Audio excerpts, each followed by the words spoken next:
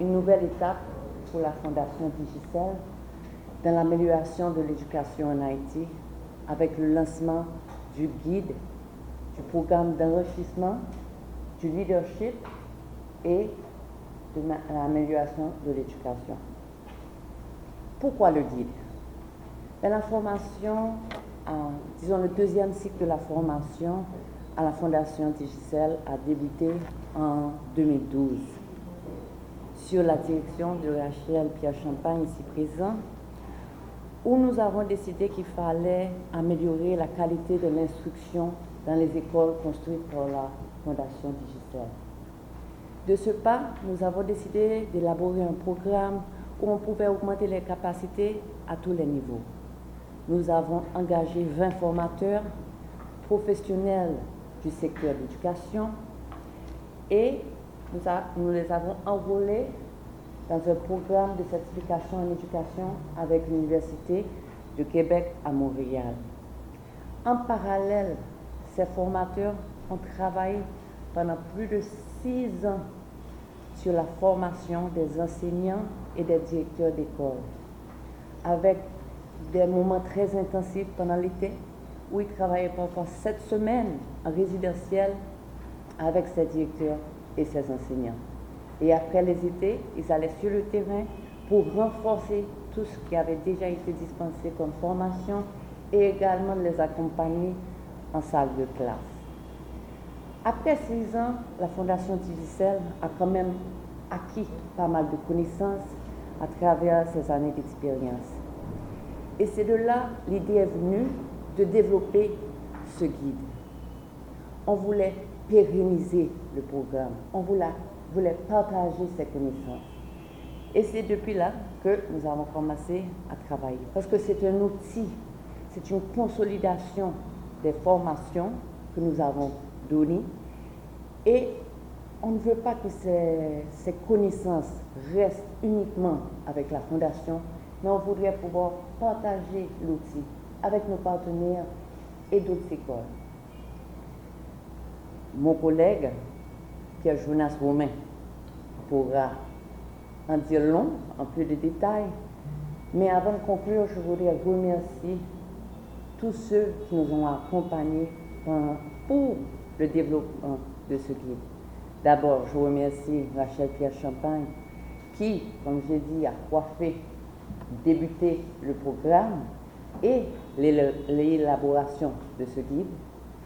Esther Policar-Toter, qui n'est malheureusement pas ici avec nous aujourd'hui parce qu'elle est en voyage, mais qui a continué la mission.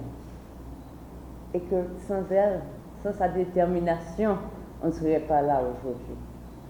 Mais quoi dire de nos formateurs qui ont travaillé sans cesse pour que aujourd'hui ça devienne une réalité. Félicitations et merci pour le travail. Mais on ne peut pas faire des choses en silo. Les partenaires sont extrêmement importants. Je remercie Haïti Éducation, M. Gouy qui n'est pas présent, les professeurs de l'UQAM qui nous ont accompagnés également, et bien sûr le ministère de l'Éducation, tous ces cadres qui sans cesse nous ont aidés pendant tout le processus. Ce projet s'est étendu sur une durée de 18 mois par cohorte d'école. De 2012 à 2018, la Fondation Digicel, par le biais de ses formateurs, en a formé 6, soit en moyenne 198 directeurs et 1521 enseignants. Ces formations se sont réalisées en 2 temps. De côté, des formations centralisées à Campérin, Masnod, Okaï, où se réunissaient chaque été pendant au minimum 2 semaines des centaines d'enseignants et des directeurs d'école. De notre côté, des formations sur le terrain où les formateurs rencontraient les directeurs, les enseignants dans leur espace scolaire, 1 semaine par école, pour poursuivre et renforcer les formations reçues à Campérin, Masnod. De ce programme, un guide qui constitue la synthèse des activités a pu être réalisé, élaboré par les formateurs, nos formateurs. Il est subdivisé en 3 grandes parties. Les 2 premières sont consacrées aux enseignants, dans lesquelles sont inscrits des exemples de séances en mathématiques, en langue en sciences sociales, en sciences expérimentales, produite par les enseignants et par les formateurs. La troisième partie, dédiée aux directeurs d'école, met en exergue quelques plans de leçons en gestion de cours, en gestion de conflits, en conseil d'école, en administration scolaire et en conseil des maîtres et en supervision pédagogique. Loin d'avoir la prétention d'être un ouvrage de référence, ce guide, publié par la Fondation Digicel, se veut, comme parmi tant d'autres, être une ressource pour tous les acteurs éducatifs.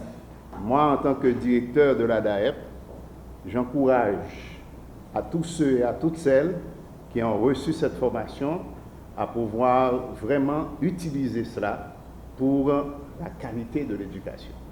Ce matin, c'est pour moi un honneur et un plaisir d'être avec vous pour revoir un petit peu certains bons temps du ministère où l'on faisait des activités pour les inspecteurs, pour les directeurs d'école. Moi, je crois que l'équipe de la DIUCEL a donné un exemple assez intéressant pour le ministère, que ce soit la DFP, que ce soit la direction de l'enseignement fondamental et les autres directions. Eh bien, nous accueillons vraiment cela et nous vous disons chapeau, félicitations. Je crois que la responsable de la DFP qui est là pourra en dire non, les responsables de la DFP et aussi l'ancien de la DFP qui est au cabinet du directeur général et pourrait aussi en dire long par rapport à ce que l'on avait l'habitude de faire, former vraiment les directeurs et former les inspecteurs pour cette école de qualité. En ce moment où l'on parle de renforcement de la qualité, moi je crois que c'est un travail assez intéressant que vous faites là. Chapeau, félicitations. Et la DAEP reçoit cela avec beaucoup de plaisir et nous pouvons dire que nous avons plusieurs écoles à prendre comme exemple. Si vous voulez par exemple faire marcher une école, vous voulez donner de la réussite, vous voulez faire du bien, du bon et de bonnes choses, eh bien voici donc des écoles modèles. Au niveau de la DAEP, on prend cela très très au sérieux pour dire que nous avons un échantillon d'écoles assez intéressant au niveau de la République qui peut servir comme modèle.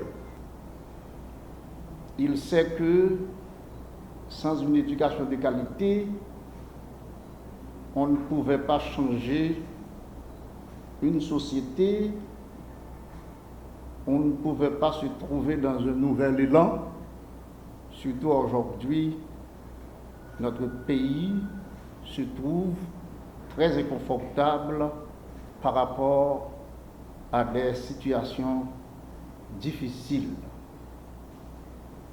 Toutes ces situations peuvent être résolues si nous arriverons à une éducation de qualité. Nous savons tous que l'éducation, c'est la base du progrès, c'est la base du développement durable. Sans l'éducation, pas de pays, pas de société. Et si nous voulons avoir un pays, si nous voulons que notre société soit une société vivable, il nous faut penser à améliorer l'éducation. Si nous voulons que nos progénitures trouvent un pays confortable, un pays vivable, il revient à nous aujourd'hui, nous les responsables, d'endosser à bon escient nos responsabilités. Aujourd'hui, je suis plus qu'heureux de l'effort fait par la DIUCEL. C'est un partenaire sûr. C'est un partenaire que nous croyons que nous pouvons faire beaucoup. Et c'est un exemple aujourd'hui, la présentation de ce guide et les efforts faits par chaque responsable de la DGCL et du ministère.